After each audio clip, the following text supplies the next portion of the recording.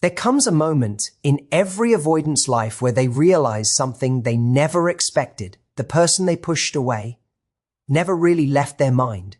And that person is the super empath, the one who loved deeply, gave wholeheartedly, listened when no one else listened, and showed up in ways the avoidant didn't even know they needed. But avoidants often learn the hard way. They confuse independence with emotional distance. They think protecting themselves means shutting people out. They mistake love for danger and vulnerability for weakness. And so they run, they retreat, they shut down. Not because they don't feel, but because they feel too much. What they don't realize is that the super empath doesn't disappear when they walk away. Their presence lingers in silence. Their laugh echoes in the avoidance quiet moments. Their support becomes a measuring stick against every new connection. Their emotional intelligence becomes a memory that comforts and haunts at the same time.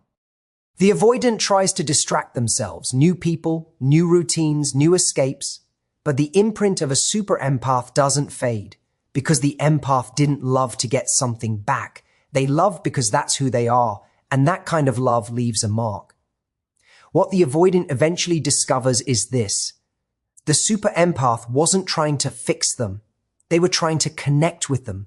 They weren't demanding closeness. They were inviting safety. And when that invitation is rejected, it doesn't vanish. It stays open, quietly reminding the avoidant of what they ran from. And here's the twist. The super empath moves on. They heal, they grow, they reclaim their power. But even in their absence, they remain a constant presence in the avoidant's mind, because deep down the avoidant knows they lost someone rare. They lost someone who saw them. They lost someone who cared beyond surface level affection. The super empath becomes the standard, the memory, the what if, not to punish the avoidant, but because truth always echoes louder when silence replaces presence.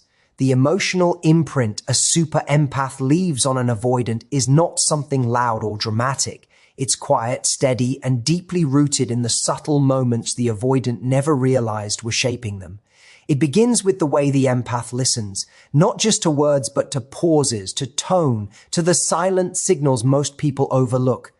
The avoidant, who is used to being misunderstood or judged for needing space or shutting down, is suddenly met with someone who doesn't panic when they withdraw. Someone who doesn't chase, but doesn't disappear either. Someone who stays present without suffocating. That kind of presence sinks in slowly, so quietly the avoidant barely notices it happening. But once it's there, it stays. What makes the imprint so powerful is the empath's emotional generosity, not the loud, performative kind, but a calm, grounded way of caring that makes the avoidant feel seen and accepted, sometimes for the first time in their life. The avoidant learns what it feels like to be with someone who doesn't weaponize closeness or demand emotional labor in return. The empath offers comfort without expectation, connection without pressure. They create a space where the avoidant's guarded heart can relax, even if only for moments at a time. And those moments, those tiny cracks in the avoidant's armor, become memories that replay long after the empath is gone. There is also something profoundly impactful about the way the empath handles conflict and tension. Instead of reacting with anger or abandonment, they lead with understanding. They choose curiosity over accusation. They ask what's happening beneath the surface. They try to understand the avoidant's patterns rather than shame them for it.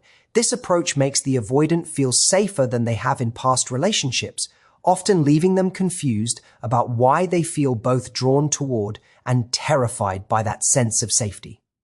They may not have the emotional tools to accept that level of intimacy, but that doesn't stop the imprint from forming when the empath eventually pulls away. Whether because of emotional exhaustion or a desire to protect themselves, the avoidant often mistakes the departure for detachment. It's only later, in silence, when the avoidant notices how different the world feels without that steady emotional presence.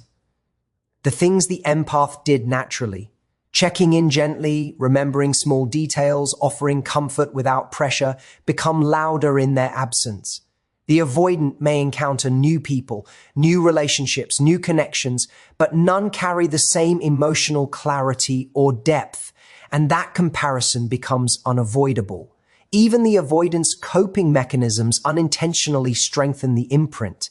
When they try to distract themselves through work, habits, or even new relationships, they often come back to the same internal truth. The empath made them feel something they didn't know they could feel, a sense of being valued without having to perform, a sense of being safe without having to control everything, a sense of being chosen without fear dictating the terms. And so the super empath becomes a reference point, not a fantasy, not an obsession, but a quiet emotional landmark the avoidant cannot erase. The imprint isn't about longing for the person themselves. It's about recognizing the rare feeling they brought into the avoidant's life. And once felt, that feeling becomes impossible to forget. Avoidants are often misunderstood as cold, detached, or uninterested, but the truth is far more complex and far more human. They aren't lacking emotion. They're overwhelmed by it. Their distancing behaviors, their sudden withdrawal, their need for space, and their habit of shutting down are not signs of emotional emptiness, but signs of emotional overflow. They feel intensely, sometimes more intensely than they know how to handle. And because they were never taught how to sit with those feelings safely, they default to protecting themselves the only way they know how, by retreating. When a super empath enters their life, this internal conflict becomes even more pronounced because the empath awakens emotions the avoidant has carefully kept buried. Avoidants often grew up in environments where vulnerability wasn't safe or where emotional needs went unmet. They learned early that expressing fear, sadness, longing, or affection led to disappointment, rejection, or shame. So they taught themselves to feel less, or at least to appear that way. But beneath the surface is a reservoir of emotion that hasn't been processed, feelings they've pushed aside for years. When the empath shows up with openness, warmth, presence, and understanding, those suppressed emotions begin to surface. It doesn't feel comforting at first. It feels terrifying. Their nervous system goes into overdrive, not because the empath is doing something wrong, but because the avoidance internal alarm system is triggered by anything that feels too close, too safe, too inviting. What the world mistakes for indifference is often panic. Emotional closeness activates old wounds. When the empath reaches out with affection, kindness, or emotional clarity, the avoidant may interpret it as pressure. When the empath communicates their needs with love, the avoidant interprets it as expectation. When the empath tries to deepen the bond, the avoidant's mind warns them that dependence is dangerous. The avoidant's withdrawal is not a rejection of the empath. It is a desperate attempt to regain emotional control. They believe that if they allow themselves to feel too much, they will lose themselves, be hurt, or be abandoned. So they shut down, not to punish the empath, but to protect themselves from an emotional world they never learned to navigate. But even as they pull away, they still feel everything. They feel guilt for distancing, fear for losing the empath, and frustration with themselves for not being able to respond the way they wish they could. They replay conversations in their mind. They analyze their reactions. They fight with the part of themselves that wants closeness but doesn't know how to sustain it. To the empath, it may look like they don't care. To the avoidant, it feels like they're drowning in unregulated emotion. The contradiction is painful. They long for connection but feel unsafe in its presence. This inner conflict makes the avoidant's emotional world much more fragile than they let on. And ironically, it's often the empath's compassion that brings these feelings to the surface. The avoidant's emotional overwhelm isn't a flaw, it's a wound. It's a lifetime of unprocessed experiences, unspoken fears, and unmet needs. When they shut down, it's not because they don't feel, it's because they feel so much that their system can't keep up. What the avoidant often misinterprets as pressure is, in reality, the super empath's natural way of creating emotional safety. The empath is not trying to control, fix, or reshape the avoidant. They're simply offering a stable space for connection. But because the avoidant's nervous system has been trained to see closeness as a threat, even gentle gestures of care can feel overwhelming.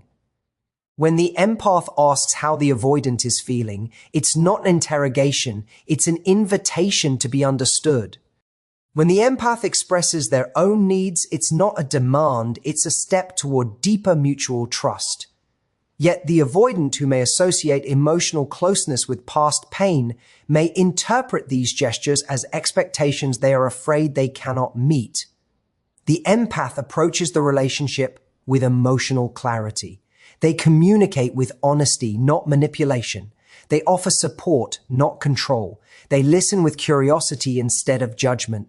This calm, grounded presence can feel foreign to the avoidant, who may be more familiar with relationships filled with conflict, criticism, or emotional inconsistency. The empath's warmth shines a light on the avoidant's inner world, showing them what connection can look like without chaos or fear. But that same clarity can be uncomfortable. It forces the avoidant to confront parts of themselves they've avoided for years. Fears of inadequacy, beliefs about unworthiness, and the deep discomfort of being fully seen. When the empath sets boundaries, the avoidant may mistake them for emotional ultimatums. When the empath expresses affection, the avoidant may worry they can't reciprocate at the same level. This misinterpretation isn't intentional. It's a result of emotional wiring that has taught them closeness equals obligation. But the empath's intention is always rooted in understanding, not pressure. They want connection that feels safe for both people, not one that demands more than the avoidant can give. Their care is an offering, not a requirement. The empath's sense of compassion also means they allow space when needed. They recognize when the avoidant is overwhelmed and step back gently without resentment. They give room without disappearing. They stay present without invading. This emotional maturity teaches the avoidant something they may have never experienced. Closeness doesn't have to mean losing autonomy. Vulnerability doesn't have to mean losing control. Emotional connection doesn't have to feel like a trap. The empath style of love is expansive rather than constricting. It makes room for the avoidant's fears while encouraging their growth. What becomes clear only in hindsight is that the empath was never trying to change the avoidant. They weren't trying to pull them into dependency or force them into emotional compliance. They were simply trying to connect in a way that honored both hearts. The avoidant's fear created a distorted lens, turning gentle gestures into perceived threats and transforming opportunities for intimacy into moments of retreat. But once distance sets in and the empath steps away, the truth becomes undeniable. The empath's presence was never about control. It was about offering the kind of understanding and emotional steadiness the avoidant didn't know how to accept. Over time, this realization often becomes a defining moment for the avoidant.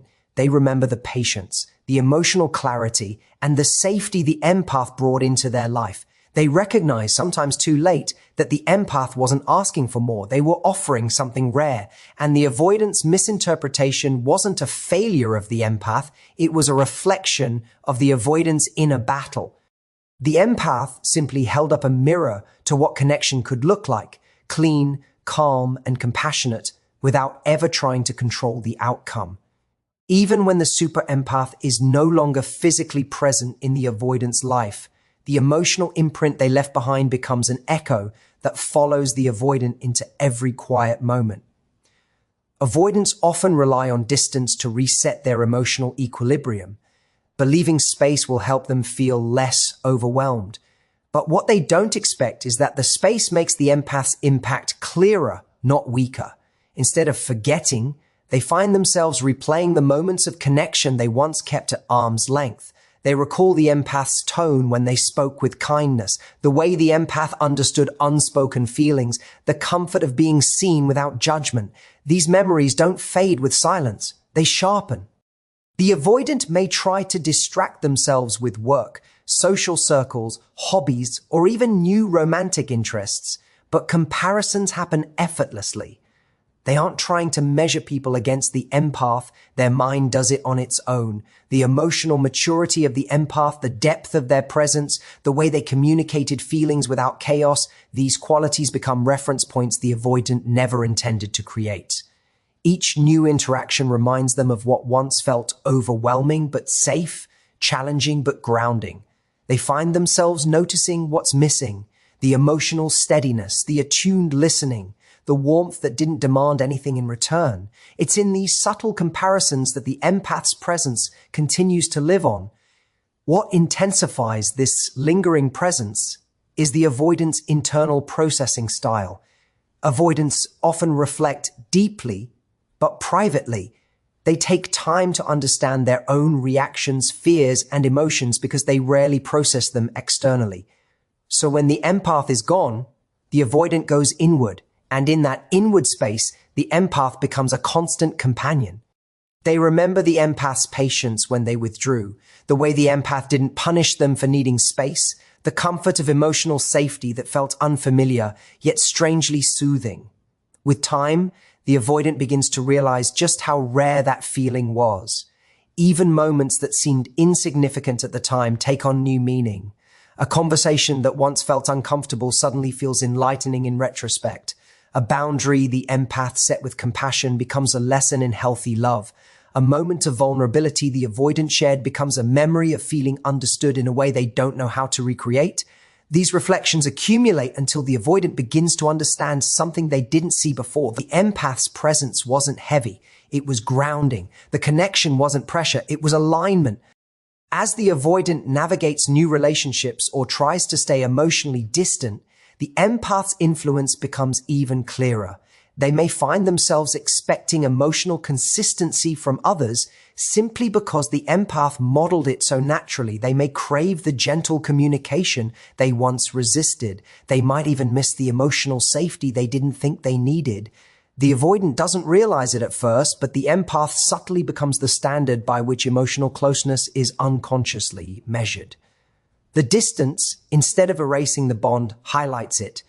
The avoidant begins to notice how rare it was to feel emotionally met, how uncommon it is to encounter someone who can offer depth without chaos. And while they may not express it out loud, the avoidant carries the empath with them, in their thoughts, in their expectations, in their quiet moments of regret or realization. The empath's presence becomes a soft echo. The avoidant can't silence. Not because they want to hold on, but because genuine emotional connection, once felt, becomes impossible to ignore. When the super empath finally steps back, something profound shifts inside the avoidant, though it rarely shows on the surface. Avoidants often assume that distance will bring them clarity, peace, or emotional relief. They believe that stepping away from intimacy will help them regain control of their internal world. But when the empath quietly chooses themselves and walks away without anger, drama, or blame, the avoidant enters a silent emotional awakening they never expected. For the first time, they face the absence of someone who offered connection without pressure, love without demands, and patience without conditions. That absence becomes the catalyst for realizations they were never ready to confront when the empath was still present. Avoidants often think they want space, but what they truly want is emotional safety on their own terms. When the empath is gone, they experience a kind of space they didn't anticipate, space that's empty instead of soothing. The silence that once felt like protection now exposes what they've lost. They begin noticing the void where emotional steadiness once lived. The empath's absence becomes a mirror, reflecting back their own patterns, fears, and unmet needs. It's in this distance that the avoidant begins to understand why the connection mattered more than they ever admitted. They remember how the empath didn't punish them for needing space, how they communicated with clarity instead of chaos, how they nurtured connection without suffocating it. These memories become lessons the avoidant didn't appreciate while they were happening, and because avoidants process internally and slowly, these realizations often hit them long after the empath has healed, moved on, and rebuilt their emotional world. The irony is that the avoidant begins to feel safe enough to reflect only when it's too late to return to the relationship that offered them that safety. What makes this awakening even more painful is that avoidants often believe the empath would remain available, no matter how much distance they created. Empaths are known for their deep loyalty and emotional resilience, so the avoidant subconsciously assumes that the empath will wait, will endure, will stay. But when the empath finally withdraws, not from anger but from self-love, the avoidant experiences a kind of emotional shock. They are confronted with the reality that emotional connection cannot thrive on fear, retreat, or inconsistency. They realized that the empath's patience was not infinite. It was a gift that required reciprocity. As the avoidant moves through life, they begin seeing the lessons the empath left behind. They start expecting the emotional steadiness the empath provided. They crave the depth they once resisted. They miss the gentle way the empath expressed affection. These longings don't come from romantic fantasy. They come from the avoidant's gradual recognition of what healthy connection feels like. And often, they only recognize it when it's gone. The avoidance awakening is not dramatic. It's quiet, internal, and deeply private. It is the slow understanding that the person they once pushed away helped them grow in ways they didn't notice at the time. The empath becomes not just a memory, but a turning point. The moment the avoidant first understood what emotional intimacy could feel like when it's rooted in safety rather than fear. In the end, the journey between the super empath and the avoidant reminds us that love is not about forcing connection, but about awakening truth. Truth about who we are, what we fear, and what we are capable of giving when we finally feel safe. The empath's presence becomes a quiet teacher, and their absence becomes an even louder one, guiding the avoidant toward growth they never expected. Thank you for listening, for reflecting, and for giving space to understand a dynamic that so many live through, but so few can name. Your time and openness mean more than words can express.